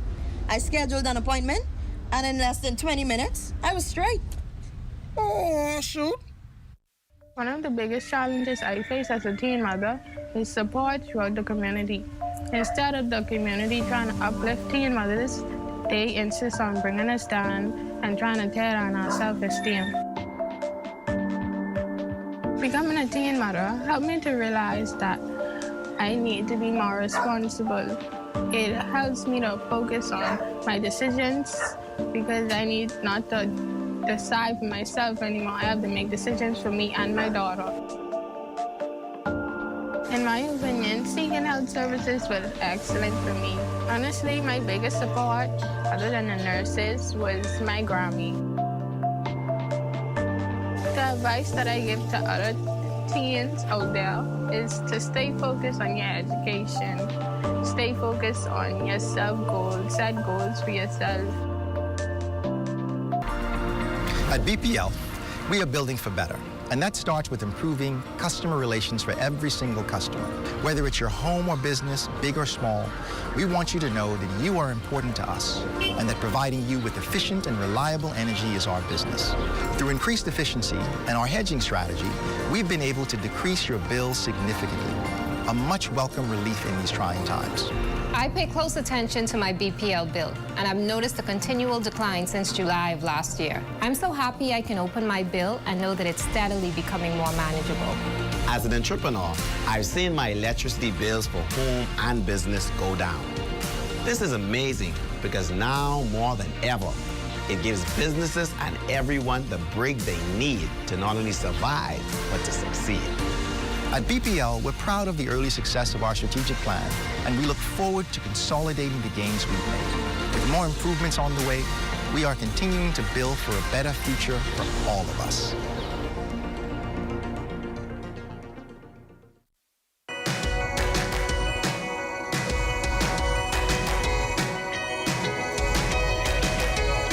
At BPL, we are champions of safety. There is nothing more important to us than the safety of our employees, our customers, and our communities throughout the Bahamas. Working safely begins with open communication. It's key to operating safely. Before we approach any project, we perform pre-job briefings to discuss any hazards, concerns, or dangers that could occur in the execution of our duties. Working safely, for me, means that my crews are issued with work permits before performing any task. We isolate our system and lock out, tag out. This signals to our crew that they are now safe to begin making any repair.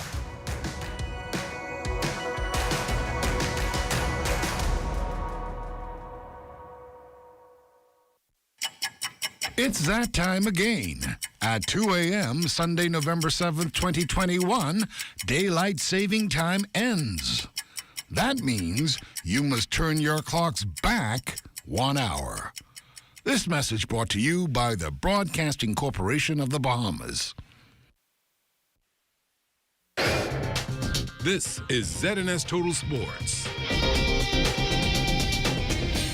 The World Baseball Softball Confederation recently held its General Assembly for the Americas in Panama. Among the topics discussed, the 2023 Central American and Caribbean Games in El Salvador. The English-speaking Caribbean Softball Confederation, of which the Bahamas is a part, will hold a tournament next year. The winner for both men and women will be given an automatic berth at the CAC Games. In the ECAS area, the Bahamas men, they are the defending champions, and the Bahamas ladies, I think they run up to Aruba. So they would have to defend their championship vigorously, win it, be able to go to the CAC Games.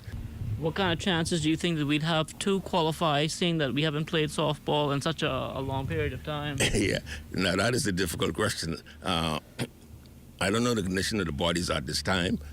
They have a year to prepare for the championship, and I would hope that the Bahamas Softball Federation would see fit to, I guess, start putting their players together and naming a squad, or wake a squad at least. The host countries for those championships, we're in the process of finalizing now. I think Aruba is willing to host one, and I think the other one would be either Jamaica or Texas Island. Also discussed at the Regional Congress was slow-pitch softball, which has been upgraded from a recreational to competitive sport, leading to more opportunities for national team travel. Slow pitch has been a very big thing here in the Bahamas and indeed the English Caribbean area. When they want to go to a regional championship or world championship, there would be qualifying round because, you know, a host country would not be able to host 15, 20 teams. Softball is a team sport. And, you know, a minimum of 15, 18 players per team. And take 10 countries, a male and female team, that's a lot of bodies in one place at one time to oversee. So it would be, the competition would be staggered. A male and female would be staggered at a different age bracket. The Bahamas playing host to a major collegiate golf tournament this past weekend. The White Sands Bahamas NCAA Invitational Men's Golf Tournament took place at the Ocean Club Golf Course on Paradise Island. The Ole Miss Rebels won the event with a team score of 838 strokes, 26 under par. East Tennessee State University was second with a score of 849, 15 under par, and finishing tied for third place was the University of San Francisco and the University of Arkansas Little Rock with a score of 851, 13 under par. The Rebels fall competition is over and they're set to return to action on February 2022. This is ZNS Total Sports.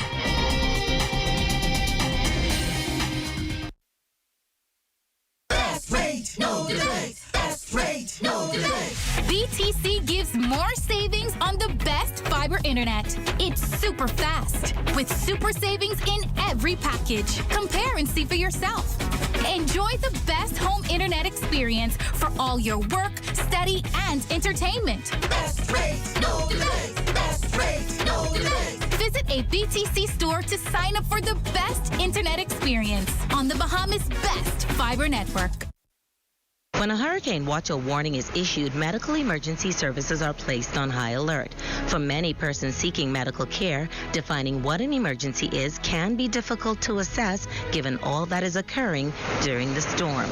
The following basic guidelines are designed to help you assess your emergency. If you are experiencing symptoms like shortness of breath, chest pain, severe pain, disorientation, extreme vomiting or diarrhea, vision disturbance, or suicidal thoughts, you should seek immediate medical assistance. If you are bleeding significantly or otherwise severely injured, seek emergency assistance immediately. Children presenting with symptoms like high fever and extremely listless or lethargic behavior need to be taken to the emergency room immediately. If you are unsure of the extent of your condition, you are advised to seek medical assistance immediately. Share your symptoms with the on-call doctor and get advice as to whether or not it can wait until normal business hours. Remember, emergency care is not a convenient option for basic medical care during a storm. The Public Hospitals Authority encourages members of the public to use these basic guidelines to help decide on whether something is an emergency or not. The authority reminds the public that in the case of an emergency, always call 911 or head immediately to the emergency room. This message is brought to you by the Public Hospitals Authority and the Broadcasting Corporation of the Bahamas. Nobody wants to get HIV, but if you do, it's not the end of the world. Being diagnosed early gives you a chance of living a long and healthy life. Testing is the only way to know for sure if you have HIV, and knowing your status means that you can protect yourself and your sexual partners. Getting an HIV test is quick, easy, free, and your results are 100% confidential. Get tested and know your status. It's that time again. At 2 a.m. Sunday, November 7th, 2021, daylight saving time ends. That means you must turn your clocks back 1 hour. This message brought to you by the Broadcasting Corporation of the Bahamas. Time now for weather. In our final look at weather, a wonder continues out there in the Atlantic, and it's now moving towards the north at about 10 miles per hour, but we expect it later on to shift back towards the south and then turning more towards the northeast before getting into some cooler waters, and we expect some weakening over the next 2 days or so.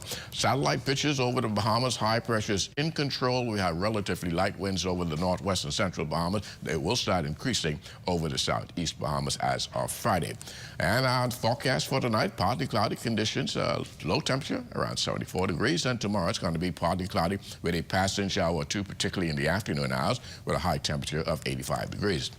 And your extended weather forecast keeping you pretty much in the mid-80s during the 7-day cycle, and some low 70s during the nighttime. But come Friday, you can look for some heavy showers and thunderstorms developing, and that's because we expect another frontal system to push through the area, and that will carry us right into Saturday, where we expect those thunderstorms to be heavy at times. So some local flooding is very possible. But thereafter, the skies are going to open up come Sunday, and we'll see winds out of the northwest, and that will usher in a nice little cool down over the next several days, taking us into the early part of next week. Okay, sure. Well, that does it for the Bahamas tonight. Thank you for continuing to make ZNS your first choice for news and information. Only the sun covers the Bahamas better than ZNS. And as we celebrate our 44th year of television broadcasting, it feels great to be your home. From all of us here at ZNS, thank you for watching and good night.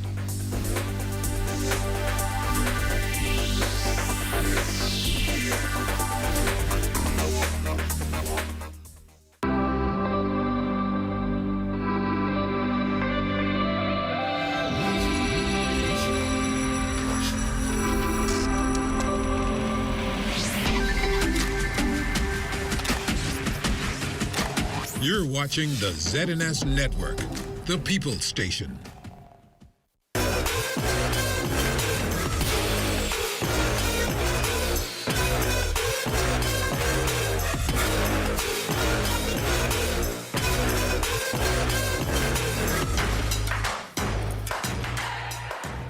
COP26 is well underway in Glasgow as the push to save the planet becomes more crucial. And in this program, we are speaking to some Bahamian scientists who are there for the negotiations. My special Nikita Shiel-Roll, who is the CEO and founder of Young Marine Explorers and Cat Island Conservation Institute, and Mr. Bradley Watson, who is a Chevening Scholar doing his master's in sustainable development. Welcome to the Reed Factor. Yes, thank you, Julian. It's great to be here. Great. Well, we heard here our Prime Minister actually make his statement to the world today, and we found it to be really quite impressive, particularly how he spoke about the issues of using finance and the transfer of technology for the way forward. Now, we're going to talk a little bit about that later, but what I really would like to know is because we've heard the host of this conference, Boris Johnson, the Prime Minister of the UK, and also Antonio Guterres, the UN Secretary General, speak about how critical it is and time to take action, and we must do it right away. Are you getting that sense of urgency as you walk the halls of COP26? I think there is a sense of urgency. There's a lot being expected out of this COP. People are hoping that this can be as significant or even more significant as the Paris Agreement in 2015 in terms of the outcomes and the commitments. There's a big drive for greater ambition, right? We're looking for countries, particularly the ones that are biggest emitters of greenhouse gases, which is driving or causing climate change, to really make the big, ambitious commitments that are needed to get us to that 1.5 goal. So there's a lot of anticipation and expectation for this meeting. Good. Let's hear from you, Bradley and Nikita, please. I can echo those sentiments and agree that the participants are all very eager to make some sort of meaningful, tangible change. And what's really inspiring to me is the impetus from the young people, the people who actually do the work, because these world leaders come and we put this onus on them for them to make these commitments. But if we don't follow through as activists or as actual conservation practitioners or just world changes in our day-to-day work, we won't meet these goals. And that's really what I am feeling as I walk these halls. Now, we know the young Swede Greta Thunberg is saying that she's not so optimistic. What are your thoughts, Nikita? I was just about to say I am a bit more cautiously optimistic than my colleagues here, simply because it's been really alarming as I've been just having casual conversation here in the UK, listening to people who are just your average person who is aware of climate change, but is speaking to the 2 degrees, the 2 degrees. And I think that is a very interesting read. I think a lot of the conversations are still fixed on this potential of 2 degrees. I think a lot of the G8 and the G20 countries are still thinking 2 degrees. But as Prime Minister Mia Mottley so eloquently put in her talk earlier on this week, is that we have no option. For island nations, it has to be 1.5. And I'm extremely concerned that 1.5 isn't as commonly talked about. I feel like in some cases, while there is urgency, and I think especially for the SIDS countries, for least developed countries, we're all saying we need to hit 1.5 and the actions need to be taken to get us there.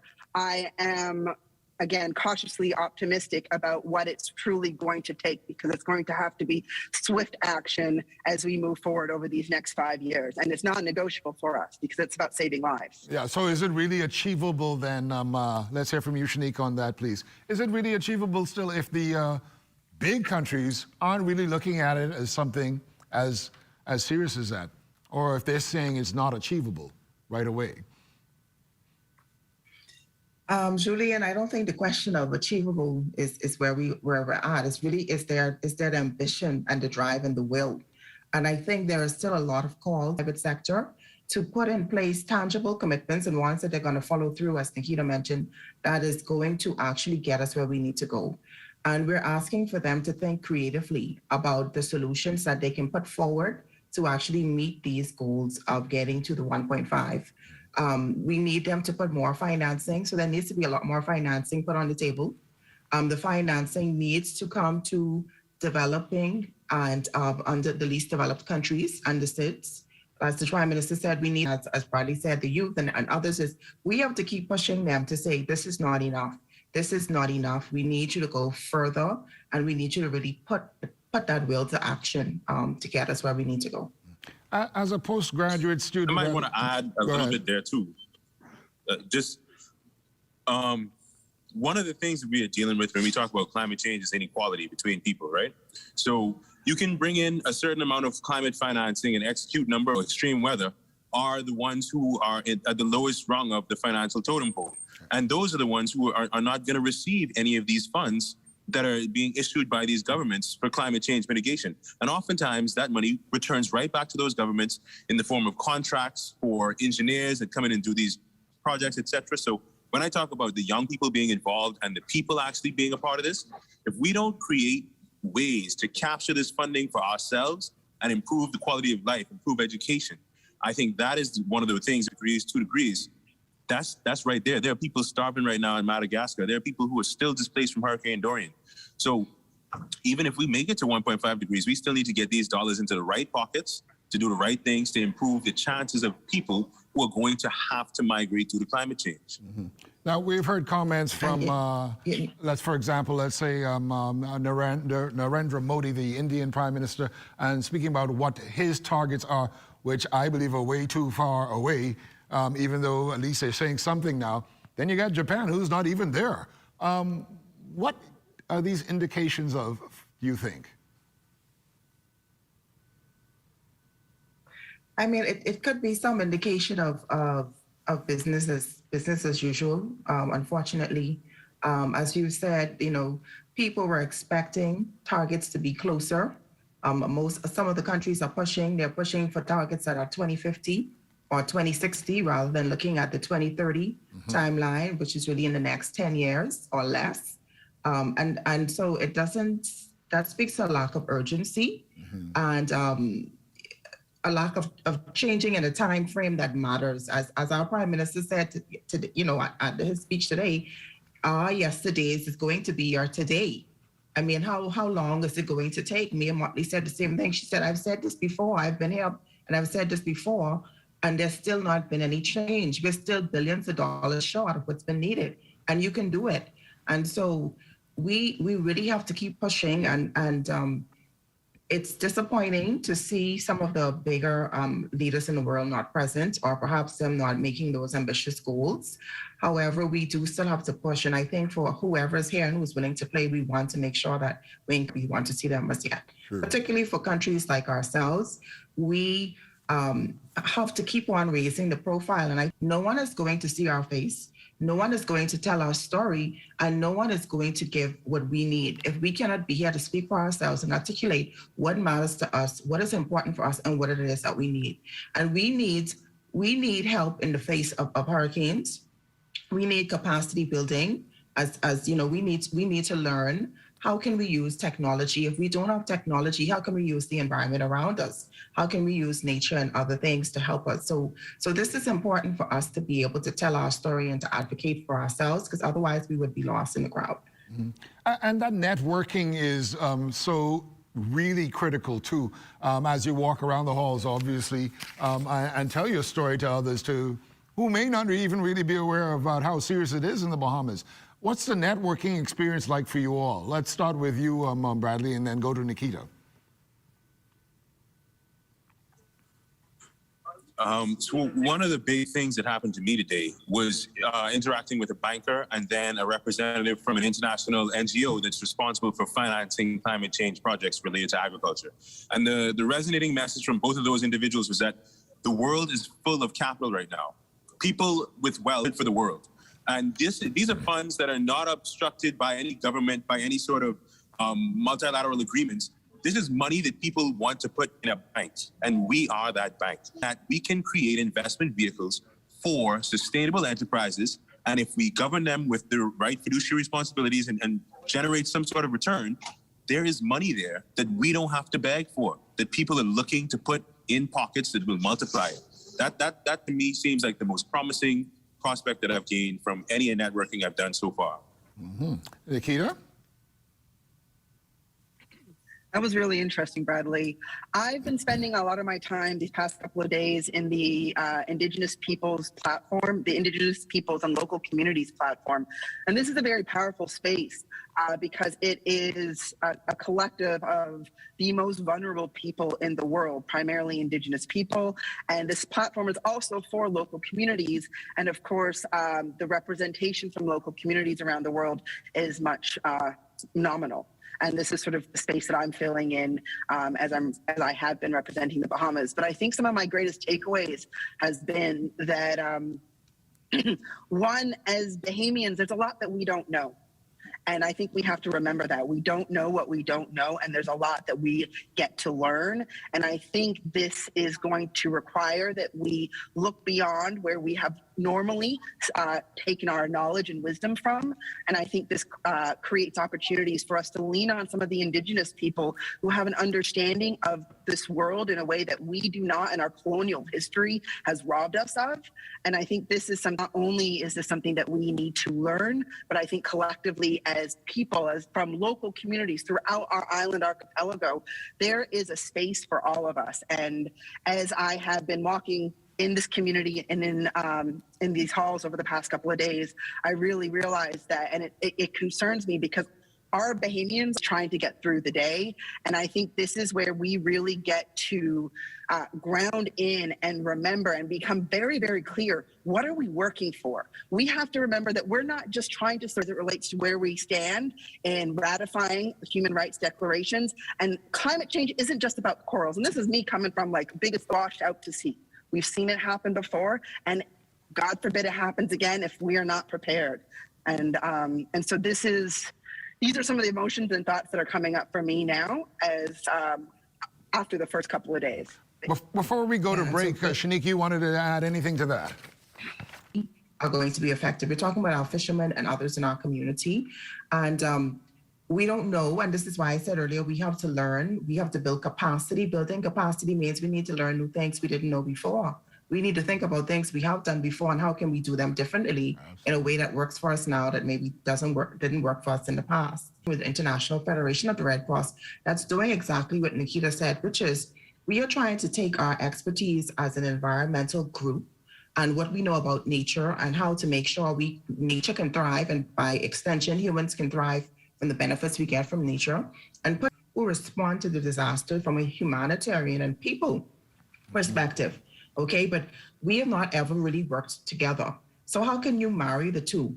The experts in the humanitarian side of this fight, as well as the experts in the environmental side of this fight. But it's looking now at this lens of where we need to learn, as Nikita said. We know another hurricane is coming. We know some of the anticipated effects of climate change based on the scientific studies. Warmer temperatures, everybody knows it's getting hotter. Absolutely. Warmer temperatures in the water. More frequent storms, more issues with flooding. We need to do a lot more in the disaster risk management and planning space. And so this partnership that we're calling Resilient Islands with the Red Cross is basically looking at this. How can we build the capacity of the Red Cross nationally to deal with climate disasters and then pass it on to their volunteers in all of the communities they're working around the Bahamas, Inagua, Grand Bahama, Eleuthera, Exuma, so that people are empowered at the local level in their community to start dealing with these issues and planning and learning how to respond better after disaster. We really look forward to continually working with you. We have to take a break. We'll be back with more right after this.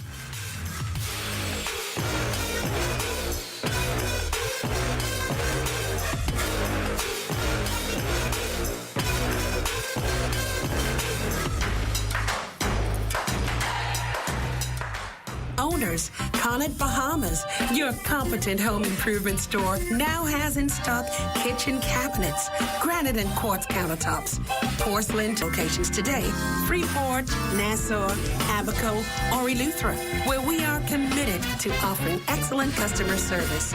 You dream it, we design it, we deliver it.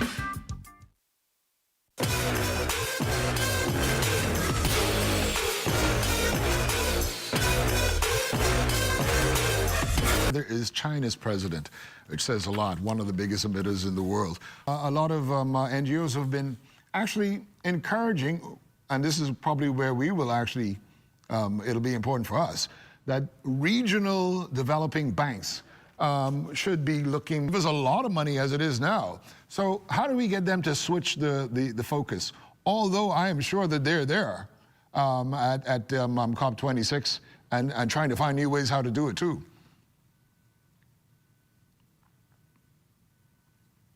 So, and I would like to acknowledge that Shanique, which are ways for the public to buy into a bond that the Bahamian government guarantees. So you have a guaranteed return, and that those funds can be used for anything that is a sustainable project. And it's just like any other government bond. That's where the individual can buy into this company, and you guarantee them a rate of return. Both of those instances are often mitigated or facilitated by a bank. And so you need to have that bank to develop those relationships with those investors. And then you have what would be grant funding or things like that. Now, as far as IDB loans, I am not entirely well versed, but I would like to note that a lot of